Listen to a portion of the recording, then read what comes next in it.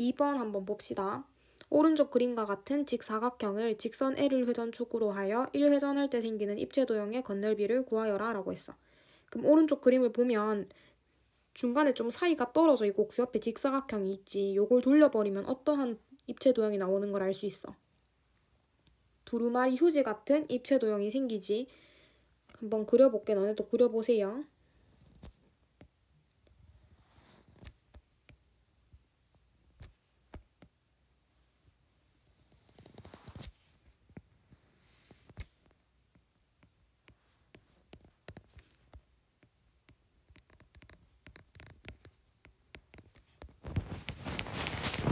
요렇게 되겠지.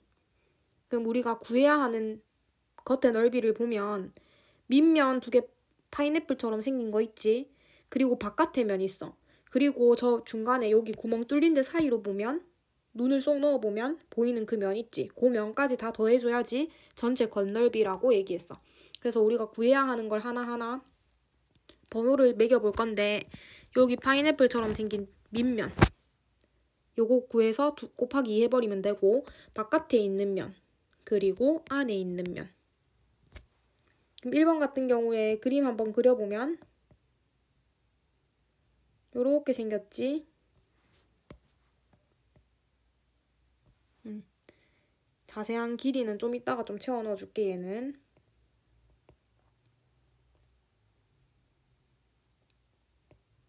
두 번째 구해야 하는 건 쫙 펼쳐버리면 직사각형이지. 세 번째도 직사각형이야.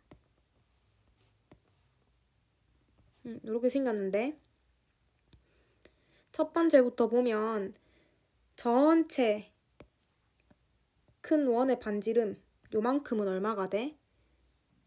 그림을 보면 오른쪽 그림을 보면 요 부분이 되지. 요만큼이 큰 원의 반지름이지 7이 되겠네.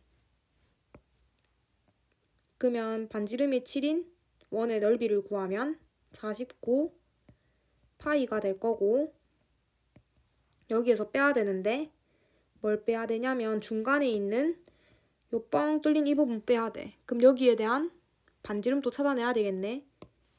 그림에 보면 요만큼이 되겠지. 요만큼이 반지름이 되겠지. 반지름이 2니까 넓이는 4파이가 될 거야. 그리고 난 다음에 요게 두 개 있으니까 곱하기 2 바로 해주자. 여기다가 곱하기 2. 그럼 계산하면 괄호 안은 45파이가 될 거고 내가 요거 제일 먼저 해줬으니까 괄호 반드시 해줘야 돼. 45파이 곱하기 2 해버리면 90파이가 되겠네. 밑면 두 개 다 구했어. 그리고 난 다음에 바깥에 있는 옆면을 볼 건데 요 부분은 단번에 10cm라고 알 수 있지. 그리고 여기 옆면에 가로를 알아야 돼. 가로는 보면 색칠 한번 해볼게. 가로를 펼치기 전에 둘러싸여 있는 거 보면 여기가 둘러싸인 거잖아. 맞지? 여기. 이게 의미하는 바가 뭐야? 여기랑 여기랑 같잖아.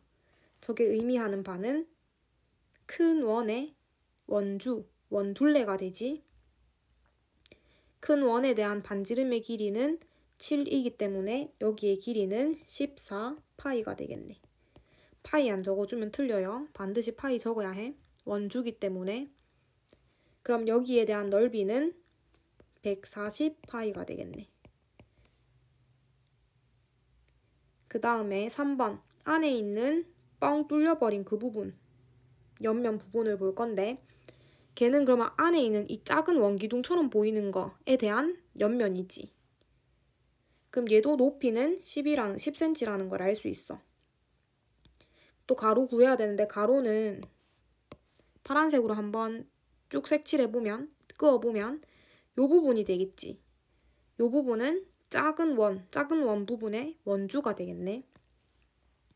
그럼 작은 원은 반지름이 2기 때문에 거기에 대한 원주가 얼마야? 4파이가 되겠지. 여기도 이해를 돕기 위해서 여기 한번 이렇게 쭉 그어줄게. 14파이랑 4파이랑 길이 다른데 내가 좀 다 이상하게 그리긴 했는데 길이를 이상하게 그리긴 했는데 원주라고 이해하면 돼요. 그리고 여기에 대한 넓이는 40파이가 되겠네. 그래서 이 입체 도형의 건널비는 90파이 더하기 140파이 더하기 40파이 하면 180파이에 90파이 더하는 거니까 270파이가 되겠네. 단위도 적어주자. 센티미터에 있으니까 제곱센티미터라고 적어주자.